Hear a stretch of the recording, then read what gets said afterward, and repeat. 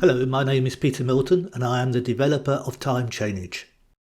This video is part one of a short series to help you create your first schedule using TimeChainage. I will not be explaining how to plan a job, and I will assume that you have some experience with standard planning packages such as Primavera P6 or Microsoft Project. The intention is to help you get familiar with how TimeChainage does things and to learn about some of its unique features. Today we will create a new project and set it up ready for adding a schedule. We will set the project preferences, create some calendars, create a work breakdown structure, and choose line colours and styles. All of these things can be done after adding activities, but I would strongly recommend that you get these things set up first. We will start by opening TimeChainage. It opens as a new blank project.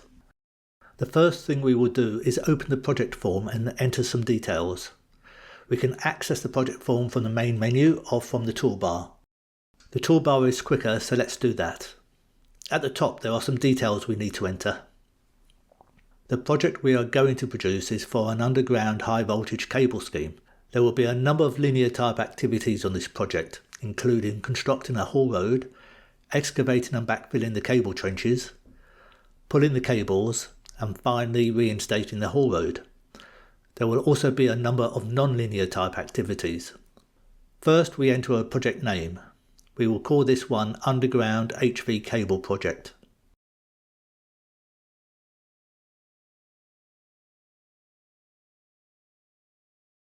You can enter a description if you wish. I will enter Example Project for Tutorial.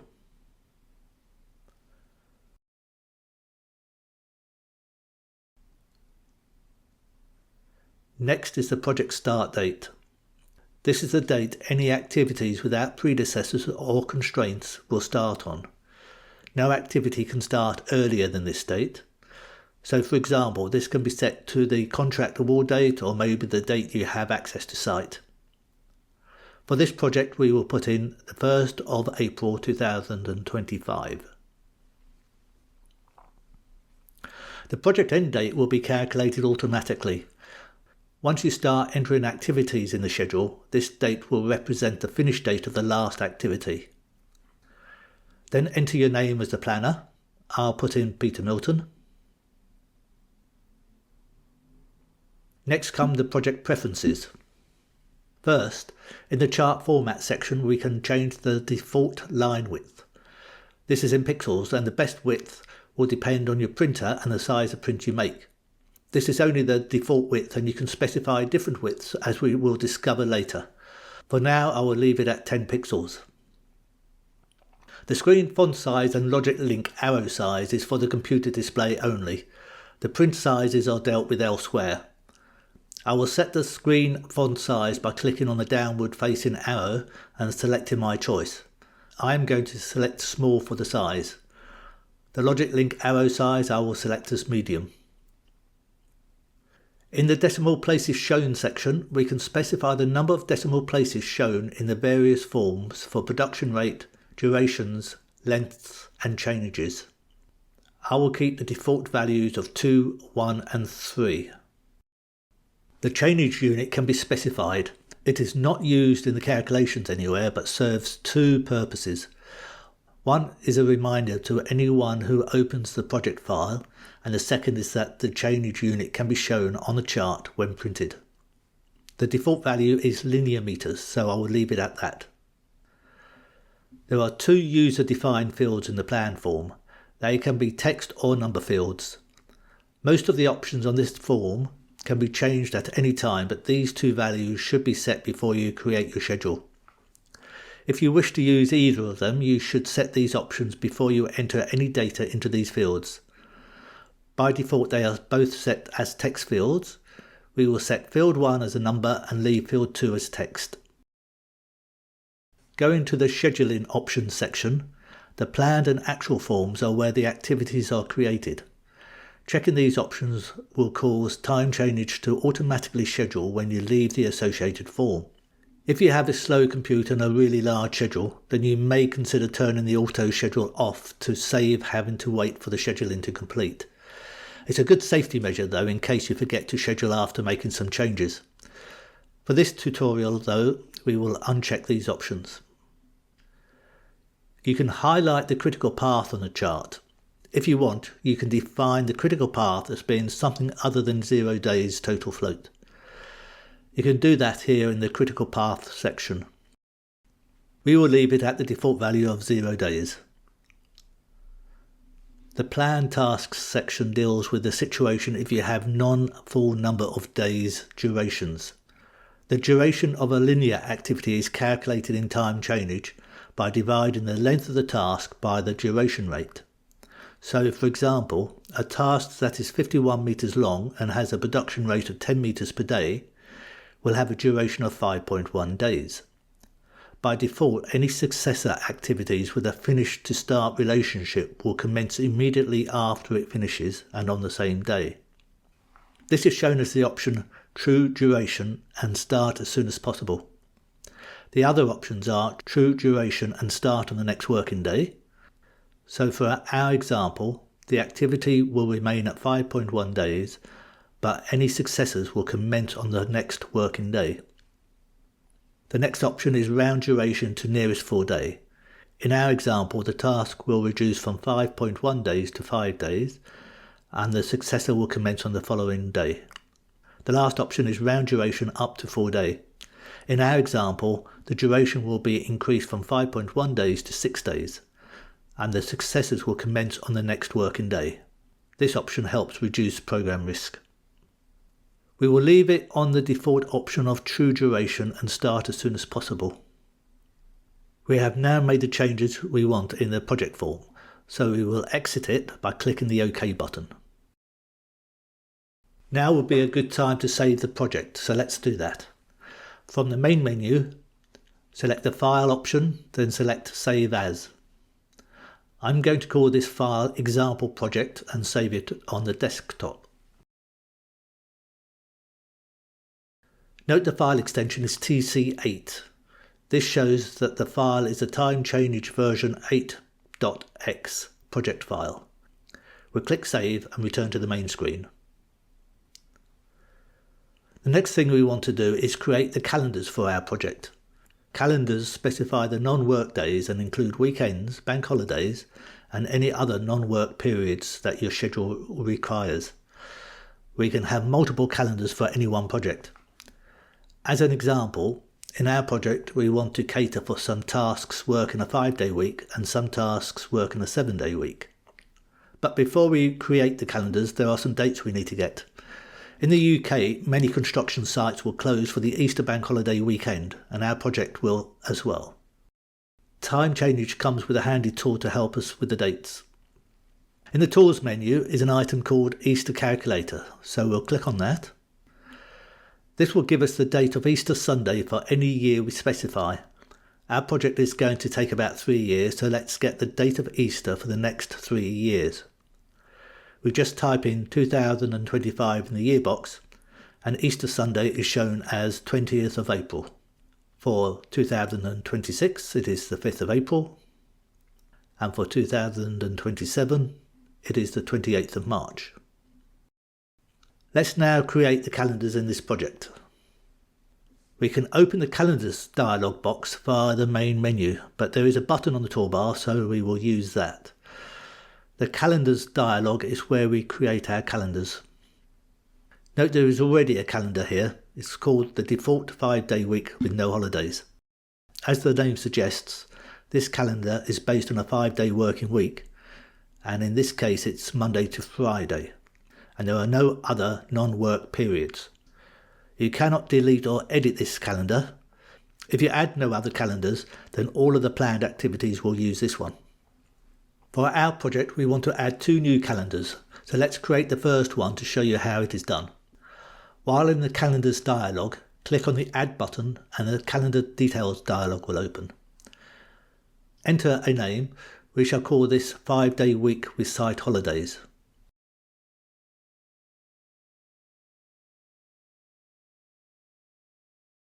In the Working Week section, check the working week days and uncheck any non-work days. We'll leave this at the default Monday to Friday working week. Next, we will add some holiday periods to the non-work days table. In the UK, we generally shut down construction sites for bank holidays, the Easter weekend, and for around 2 weeks at Christmas. That is what we will do in these calendars. There is one date record when you first open the dialog. Select row 1 by clicking anywhere in it. Then in the calendar view, we will left click on the first non-working day, drag to the last non-working day, then click the Add Dates to Calendar button. For this example, I will put in the Easter 2025 bank holiday weekend. We scroll to April 2025 in the calendar view. We will left click on Friday the 18th of April, then drag to Monday the 21st of April and let go. This selects the 4 non-working days. Next we click on the Add Dates to Calendar button. You can see how they appear in the table. Next click the Add Row button and scroll to May in the calendar view. Then we click on 5th of May and press the Add Dates to Calendar button. This is the early May bank holiday. Next we will put in the late May and August bank holidays, these being on the last Monday of the month. So the May bank holiday is 26th of May and the August bank holiday is 25th of August. Let's add the Christmas site shutdown period. First we click the Add Row button, then we scroll to December 2025 in the calendar view. Our site shutdown will be from December the 22nd to January the 4th. So we select the start date and with the left button down, scroll to the end date and release the button. Then we click the Add Dates to Calendar button. You can also adjust the dates in the table directly. If you entered your non-work periods in a non-chronological order, you can click the Put Non-Work Dates in Date Order button to correct this. This is not necessary, but if you are anything like me, you'll want your dates in order. The dates are already in order, so there is no need for us to use this feature. When you have finished entering all of the non-work periods, click the OK button to leave this dialog and the new calendar will appear in the calendar's dialog. The Edit button allows you to go back and make changes if you made a mistake, or if you simply want to extend the calendar by adding a few more non-working days. I want this calendar to be for a 3-year period, as that will cover the duration of the project. I won't bore you with finishing this calendar in the video, instead I'll go straight to the finish. Okay, as you can see, I have completed the first calendar and it covers a 3-year period now. The second calendar I want to create will have a 7-day working week with site holidays. I can create this calendar very quickly by simply making a copy of the 5-day week calendar and converting it to a 7-day week calendar. So let's do that. First I will select the 5-day week with site holidays calendar. Then I click on the copy button. In the dialog that opens, I type in a new name, 7-day week with site holidays.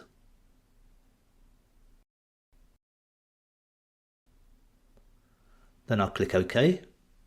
A new calendar has been created, but of course it is still a 5-day working week, so we need to modify it. We select the calendar and click on the Edit button. On the left hand side in the working week section, we check Saturday and Sunday to make it a 7-day week calendar. You can see though that all the non-working periods are here. Now we click the OK button to leave the details dialog. Now we have the 2 calendars that we want. If we want to use these calendars in another project, we can export them from here and import them into a new project. For now, let's just export them. I'll click on the Export button and in the Save dialog, I'll give it a name, Example Project Calendars. And I'm saving it to the desktop. Both calendars are saved in the file. Note that the Calendars file has a TCC extension. I'll click Save and that's now available for other projects to use. We'll click OK to exit the Calendars dialog. Now would be a good time to save the project. I'll go to the File menu and click Save. The next thing we should do is establish a work breakdown structure, or WBS. To do this, there is a WBS form and we can access it from the toolbar. This form has four main areas. Across the top is a toolbar, below that is the table for the values, below that is the details panel. Select a row in the table and the details panel will show all the settings for that WBS value. You can edit the table directly or from the details panel. The status bar shows the number of WBS values in the project, the total number of planned tasks and the total number of actual tasks. Back up to the toolbar, there are buttons for adding and deleting WBS values, buttons to move values up and down in the table to change the order, a button to create a copy of an existing value, buttons to copy the WBS table to the clipboard, and also to paste the contents of the clipboard into the table. This is useful if you like to work in Excel, for example. There is also a WBS code which you can access from the toolbar, but that is a bit beyond the scope of this video. Lastly, on the toolbar is the Close button to exit the form. The table is where you create a list of values to organise your project. Each activity in the schedule must be given a WBS value, and it defines its default calendar, line colour, line width, line style, and optionally its location within the overall project. So giving a little thought to the WBS will help create a good looking and readable TimeChainage. Let's add a couple of WBS values to see how it's done. We can resize the form and adjust column widths if we choose. Generally, we either press the Add button in the toolbar to add a new value, or when the last one is selected, use the down arrow key on the keyboard to add a new line. However, when you first open the WBS form, a default value has already been created. We just need to amend the settings. In the table, we'll type a description hedge removal. You'll see in the details panel that the description appears when we hit return. You can type into the details panel instead if you wish. Next, we need a calendar. The table shows a number for each calendar, and unless we can remember the number we want, we need to use the details panel. Let's use the 5-day Recite Holidays calendar. Click on the downward facing arrow to pull up the options and select the 5-day calendar. Note that in the table, this calendar has a reference to. This becomes the default calendar for all planned tasks allocated to the head removal WBS value. The default calendar will be used for all newly created planned activities, but can be changed for individual tasks in the planned form. Now we'll select a colour for the lines in the planned schedule. Click on the coloured box in either the details panel or in the table.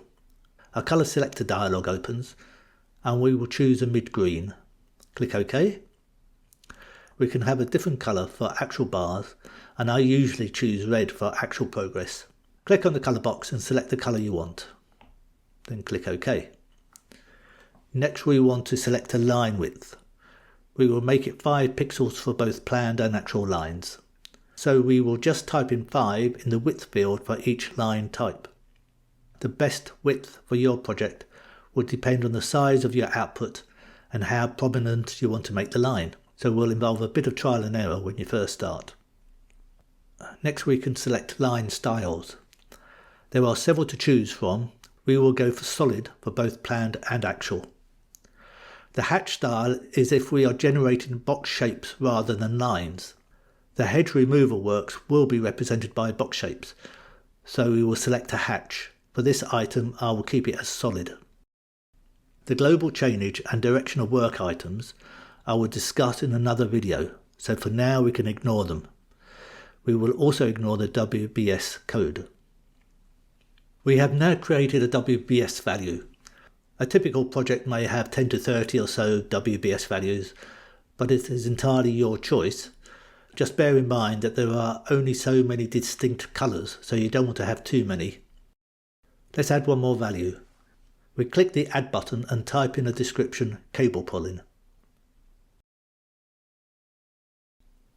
We will use the 7-day week calendar as the default, so let's select it in the Details panel. Next I'll choose a line colour. I click on the planned colour box to open the colour selection dialog, and let's have a blue. For the actual colour, I will select red. For the line width, I will select 20, and for the style, solid. The cable pulling activities will be shown as lines, so hatching does not apply. Rather than you watch me completing this table and getting very bored, I have already completed a WBS and copied it to the clipboard. I will now paste it into the table simply by clicking on the paste button on the toolbar. We now have a complete WBS for our project. One thing I will point out here is that your line colours and styles are not limited to the values in the WBS. You can have up to 3 other colours and styles of lines for any activity. These are defined in the activity codes, which will be discussed in a later video. Okay, we have finished for the time being in the WBS form, so to close it we click on the close button in the toolbar. Finally, let's save the project. We open the file menu and click on the save option. And that's it. We can now close TimeChainage. In the next video we will create a planned schedule and end up with a TimeChainage chart ready for formatting. See you there.